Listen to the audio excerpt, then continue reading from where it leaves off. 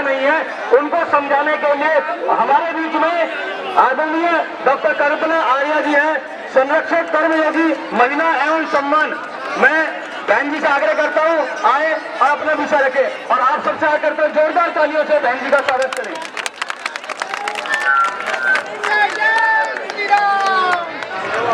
सभी को राम राम। आज जो हम इकट्ठा हुए हैं, ये स्पष्ट समझ लें कि ये संस्कृति और विकृति के बीच की लड़ाई है। एक विकार है और एक संस्कार है। संस्कार क्या है? हमारी बेटी हमारे लिए ध्वजा के समान है। ये ध्वजा जो है ना, ये जो झंडा है, झंडे में कपड़ा हमारे कपड़े वाला ही है, लेकिन ये जब ध्वजा के रूप में आ जाता है तो ये हमारे लिए विशेष सम्माननीय पूजनीय हो जाता है। हम इसको ऐसे नहीं फेंकते कहीं भी, हमारे लिए सम्मान का विषय है। और ये बात आज से नहीं है, ये बात 2.25 अरब साल से हमारी संस्कृति चली आ रही है, तब से है। वो संस्कृति जिसमें महिला पूजनीय है, सम्माननीय है। हमारी नाक का सवाल है, सबसे प्यारी हमारी नाक होती है और सबसे नाजुक भी होती है, तो हमारी नाक का सवाल है भाई, ये संस्कृति का सवाल है। ये आज से नहीं, हमारे तो हम तो भगवान राम जी को पूजते ही इसलिए हैं कि उन्होंने महिलाओं की रक्षा की थी, उन्होंने महिलाओं के सतीत्व की रक्षा की थी।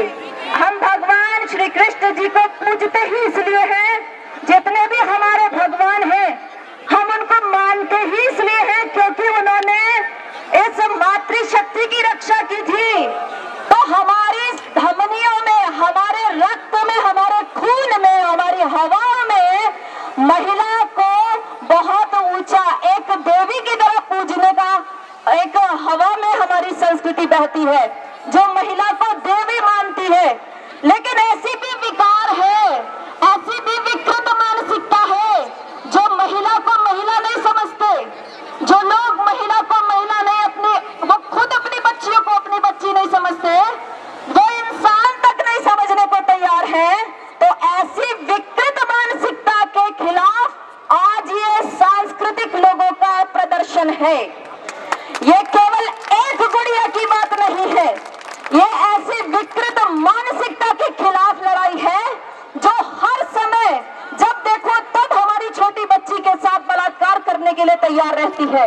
जब देखो तब, चाहे 80 साल की महिला हो, 90 साल की महिला हो, या फिर कल पैदा हुई बच्ची हो, जिसको वो केवल विकृत एक विकार लिए हुए, जो दिमाग में विकार भरा हुआ है, ऐसी मानसिकता वाला व्यक्ति, उसको हमारे यहाँ धार्मिक नहीं कहते। ऐसी विकृत मानसिकता के व्यक्ति को अधार्मिक कहते हैं। और यदि वो समाज के स्तर पर है तो हम उस समाज को भी अधार्मिक कहते हैं। तो ऐसे विकृत समाज, विकृत मानसिकता के खिलाफ हम सबकी लड़ाई है। और ये सुन लो, पहली कोई घटना नहीं है, ये कोई आज की घटना नहीं है, ये हम लोग पता नहीं कितने 100 सालों से झेलते चले आ रहे हैं। हमने समय समय पर इस मानसिकता को परास्त किया है, लेकिन हमें आज विशेष सतर्क होने की जरूरत है। आज स्पेशल सतर्क होने की जरूरत है, क्योंकि कुछ भी हो जाता है, हमारी बेटी के साथ बलात्कार हो जाता है, हमारे छोटे छोटे बच्चों के कई टुकड़ों को काट दिया जाता है, तो अगले दिन न्यूज़पेपर में खबर आती है कि ये तो फ्रस्ट्रेट था इसलिए ऐसा कर दिया गया, इसको बच्चे नहीं हो रहे थे इसलिए इसने दूसरे के बच्चों को मार दिया। अरे ये कैसी मानसिकता है कि आपको बच्चे नहीं हो रहे हैं तो दूसरे के बच्चों का कत्ल कर दोगे? वो क्यों कर रहे हैं, ये समझने की आवश्यकता है। तो आज हमारा जो झंडा है, ये जो हम ऊपर लिए खड़े हैं, ये हमारी हर गुड़िया के सम्मान का प्रतीक है, हमारा हर सम्मान। अरे हमारी रानियों ने जौहर किया था, पर आज जौहर नहीं करना है, आज जौहर नहीं करना है, शौर्य दिखाना है। वो शौर्य जो कभी लक्ष्मीबाई ने दिखाया था, जो कभी रानी दुर्गावती ने दिखाया था, जो हमारे पास जीजाबाई ने दिखाया था, वो शौर्य दिखाने की आवश्यकता है। और किसी एक व्यक्ति की गुड़िया नहीं है, हम सब की गुड़िया है, हम सब की बच्ची है, हम सबके घरों में बच्चियां हैं, सबके घरों में महिलाएं हैं, सबके घरों में बेटियां हैं। सतर्क रहिए ऐसी मानसिकता वाले लोगों से, मत भेजिए। क्यों संपर्क हम रख रहे हैं? संपर्क मत रखिए। हमें पता है कि कल हमारी बच्ची के साथ में यही किया है। इतिहास है लंबा इतिहास है, इतिहास की श्रृंखला है। तो उस सब इतिहास को अपने बच्चियों को पढ़ाइए। वो सारा इतिहास जिसमें हमारी बहनों के साथ दुर्गति हुई है, जिन्होंने हमारी बहनों को मार काट करके डाला है। और याद रखो, ये विकृत मानसिकता आज पूरी धरती पर भारी पड़ रही है। पूरी धरती जूझ रही है इस विकृत मानसिकता से।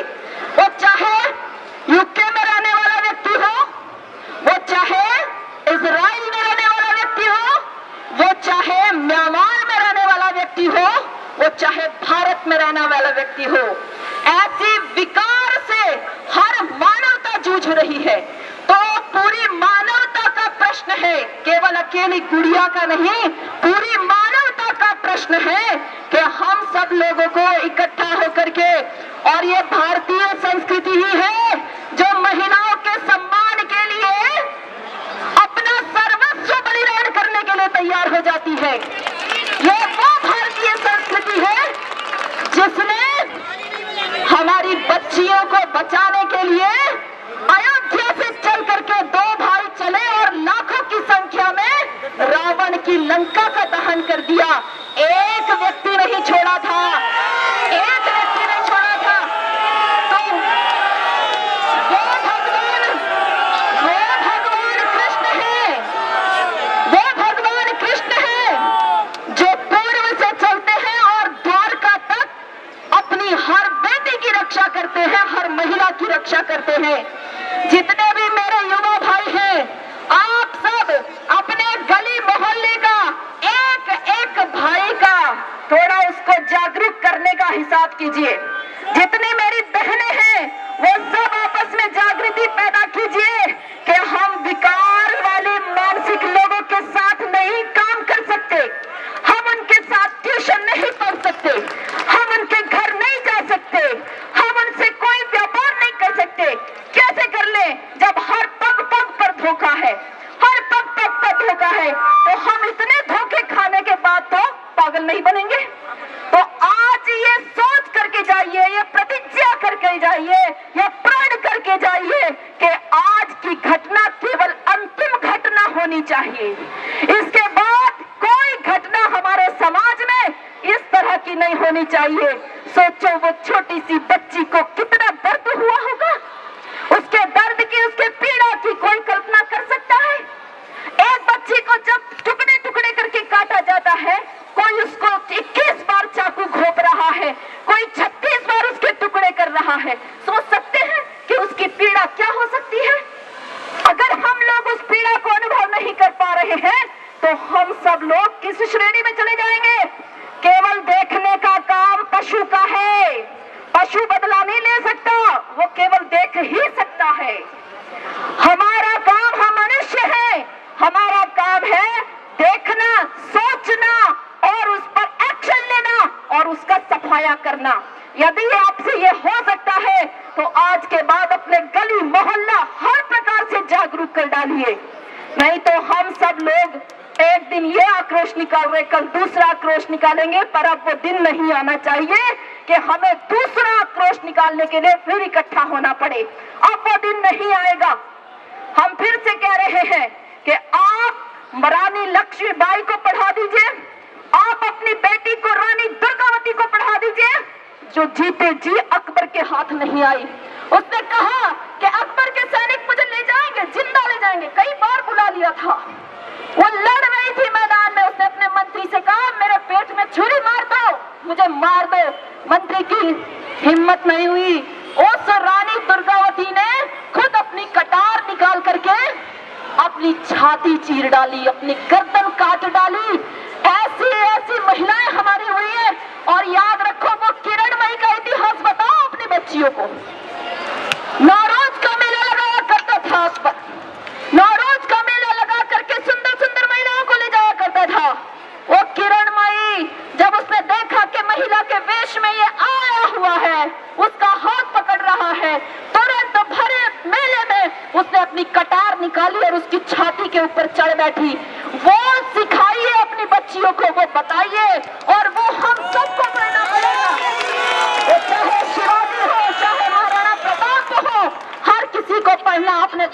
भी पढ़ाइए, खुद भी पढ़िए, तो आपके बाद ये प्रण करो और मेरे साथ बोलो कि आज से कोई गुड़िया का केस नहीं होगा।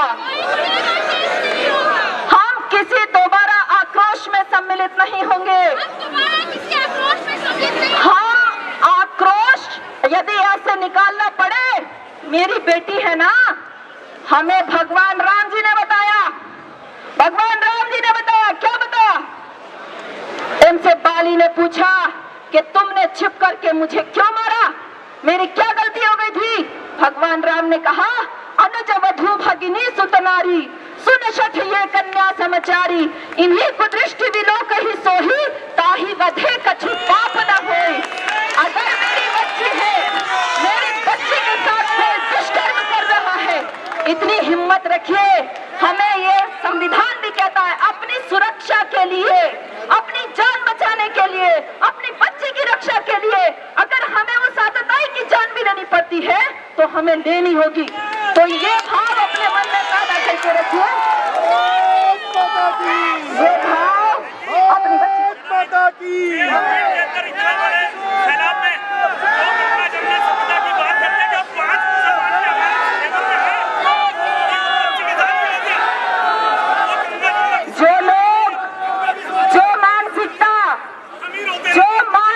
अपनी बच्चियों को ना छोड़ती हो, जो विकार, जो विकृत मानसिकता वाले लोग, जो अधर्मी लोग अपनी बच्ची को भी हवस का शिकार बनाते हो, अपनी माँ को भी जो ना छोड़ते हो, जो अपनी बहन बेटियों को भी केवल भोग की वस्तु मानते हो, ऐसे लोगों से हम अपने लिए सम्मान की अपेक्षा कैसे रख सकते हैं? और जी को यदि उसके मन में कहीं ये आ रहा हो कि सब एक जैसे होते हैं, सब एक जैसे होते हैं, तो वो कहती हैं, बहुत सारी बच्चियों को जब समझाते हैं, बोलती है, बहन जी जिसके साथ मेरा संपर्क है वो ऐसा नहीं है। तो वो कैसे पता चलेगा? भाई कोई मछली पकड़ता है तो मछली के कान में जाकर के बोलता है कि तुझे काटा पीटा जाएगा, इसलिए पकड़ा जा रहा है। कोई नहीं पकड़ता। मछली को पकड़ने के लिए पहले कांटे के आगे दाना डाला जाता है और मछली को लगता है कि ये दाना खा करके तेरा जीवन चलने वाला है, तो वो मछली आकर के तुरंत दाना पकड़ लेती है और उसके बाद उसका जो होता है वो हम सबको पता है। इसी प्रकार से हमारी हर एक बच्ची को मछली की तरह दाना डाल करके पकड़ने की कोशिश हो रही है। अपनी बच्चियों को सावधान कीजिए, अपनी नारियों को, अपनी बेटियों को सावधान कीजिए। तुम हो न सिर्फ अपने ही श्रृंगार के लिए, तुम हो न सिर्फ अपने ही श्रृंगार के लिए, राहत बनो तुम इस दुखी संसार के लिए, राहत बनो तुम इस दुखी संसार के लिए। मेरे साथ बोलेंगे, जय श्री राम, जय श्री राम।